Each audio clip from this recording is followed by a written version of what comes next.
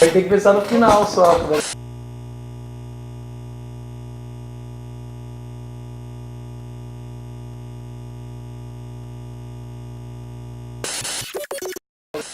Olá, eu sou a Daniela Serve e o Conecta Aí de hoje traz como tema Indústria Cultural.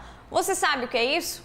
Nós conversamos com o professor Guilherme do Prado, que é graduado em Letras, Publicidade e Propaganda e pós-graduado em Mídias Digitais. Ele explica um pouquinho mais sobre o assunto. Conta aí, professor.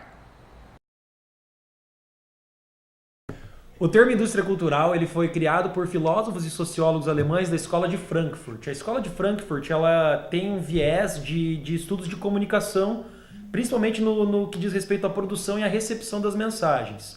O principal objetivo deles era de designar a situação da arte numa sociedade industrial totalmente capitalista. Basicamente, o que a indústria cultural tenta designar é essa questão, então, de como diferenciar o que é a cultura de massa, onde eu realmente tenho os indivíduos como produtores da sua própria cultura, no sentido de massificar a partir de ser os próprios criadores dela, e no sentido de que eles passam a ser o objeto dessa cultura. Então, a indústria cultural, esse termo, ele é até um pouco pejorativo desse ponto de vista, que ele visa realmente mostrar que as nossas noções de realidade, nossas percepções, tanto sobre a arte quanto sobre nós mesmos, a noção do self e tudo mais, isso de alguma forma nos é imposto por meio dos meios de comunicação de massa. Então essas ideias, a princípio, elas fizeram parte de um livro chamado Dialética do Esclarecimento. Dentro dessa dialética do esclarecimento se aborda essa situação da arte na sociedade capitalista industrial. Separa-se, dentro dessa teoria, a ideia de que existe a alta cultura, a arte superior, e a baixa cultura, a arte inferior. Não no sentido de que uma é melhor do que a outra, mas no sentido de que existe um pré-requisito técnico para que eu possa consumir a alta cultura ou a arte superior. Para eu poder, por exemplo, usufruir, poder apreciar uma sinfonia, uma orquestra ou algo do gênero, existe uma necessidade que eu tenha um conhecimento prévio da parte mais técnica desses assuntos, para poder achar, olha que legal, o que o Beethoven fez ali, naquela escala. Diferente da questão da baixa cultura, onde eu não tenho essa necessidade de pré-requisitos técnicos para poder usufruir da música como expressão artística, por exemplo. Dentro disso, existe ainda uma outra questão que diz respeito à razão por trás dessas criações, como, por exemplo, a razão emancipatória ou a razão instrumental. A razão emancipatória ela diz respeito ao caráter dessas produções artísticas em geral, de que é possível que por meio do consumo dessas mensagens, expressas de forma artística, eu possa expandir o meu pensamento, expandir o meu conhecimento, expandir a minha percepção da realidade, visão do mundo e assim por diante. Já a razão instrumental, ela tem um objetivo específico, que na nossa sociedade capitalista é de fazer a economia girar, fazer o dinheiro, trocas econômicas funcionarem.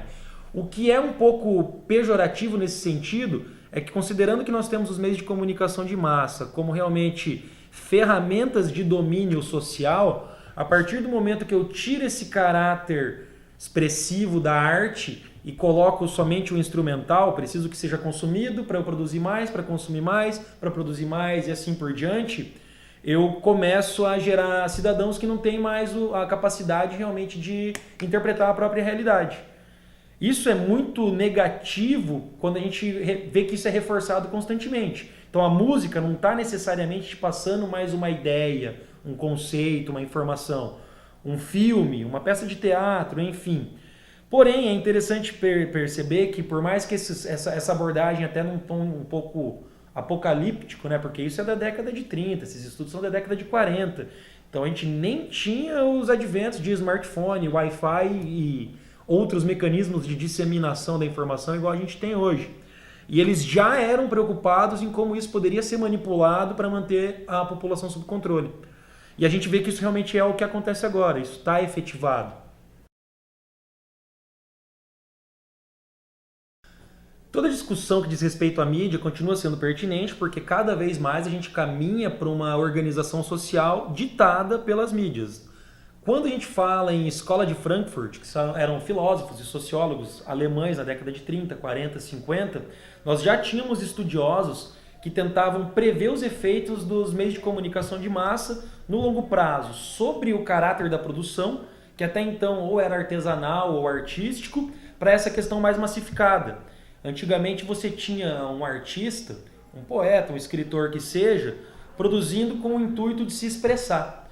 E agora a gente tem essa produção quase que numa escala industrial, com o intuito de manter essas mídias alimentadas.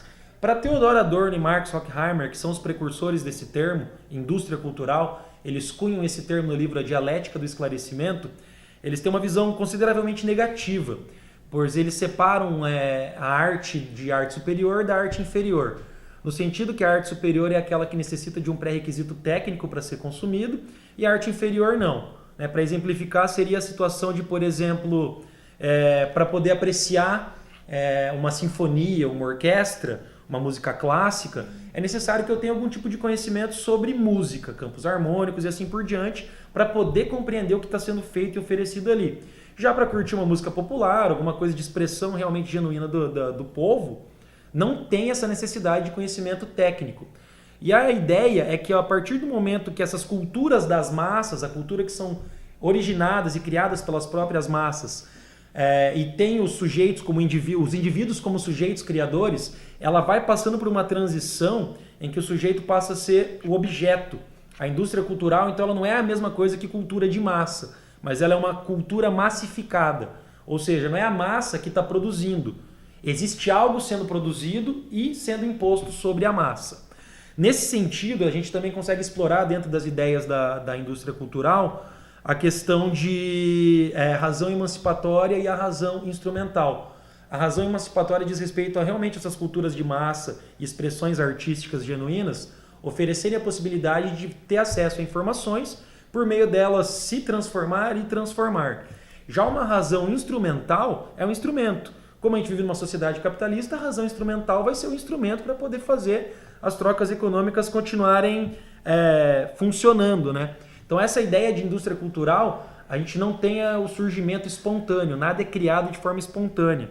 A gente trabalha com a ideia realmente de oferecer os conteúdos para que eles possam ser consumidos pela massa e que essa massa seja mais fácil de controlar. No longo prazo isso acaba gerando muita frustração, porque a gente tem, por exemplo, lá um comercial de um tênis, um refrigerante, uma viagem, sendo veiculado e oferecido para pessoas que não têm esse acesso. Então, como elas estão sendo expostas àquilo, está sendo gerado desejo nelas e não tem como isso ser suprido. Por mais que isso tenha um tom um pouco apocalíptico, esses estudos são da década de 30, 40, 50 e nem existia internet, né? Então agora a gente anda na rua e pode sentir que isso é muito pertinente. Mas dando continuidade ainda com o pessoal ali da escola de Frankfurt, a gente tem depois o Jürgen Habermas, que ele propõe uma outra teoria que de certa forma é um desdobramento da indústria cultural, que é a teoria da ação comunicativa, onde ele consegue propor que a gente pode sim oferecer a emancipação por meio dos conteúdos de mensagem nos meios de comunicação de massa, ao mesmo tempo que se operam os ideais capitalistas, gera, né, o capital, faço esse dinheiro girar, entrar e sair. E é o momento que a gente vive agora. Então a gente não está mais necessariamente sobre a imposição dos preceitos de indústria cultural, por mais que principalmente as gerações mais novas tenham se mostrado bastante suscetíveis a receber mensagens prontas e só reproduzir. Mas ainda assim, quando a gente fala hoje de um filme de Hollywood, ele não é necessariamente só um produto vazio para gerar lucro. Então eles têm muitas informações ali dentro. É trabalhado o viés artístico, seja na paleta de cor, seja no roteiro.